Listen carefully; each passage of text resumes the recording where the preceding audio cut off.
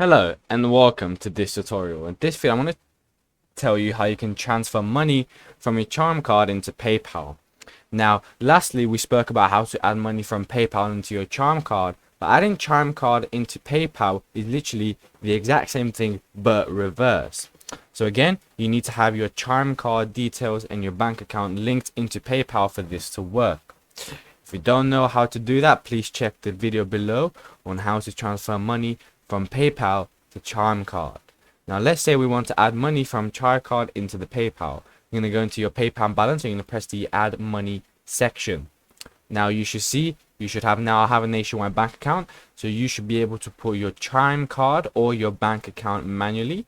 Press the next button, and what you're going to do is you're going to log in into your bank account and you're going to pay this amount. So you're going to put PayPal, this sort code, this account number, this customer reference ID, and then you'll be able to transfer money from Chime card to PayPal. If you've already got the Chime card bank account linked, just press the Chime card bank and then press the amount, and you'll be able to transfer money from Chime into PayPal.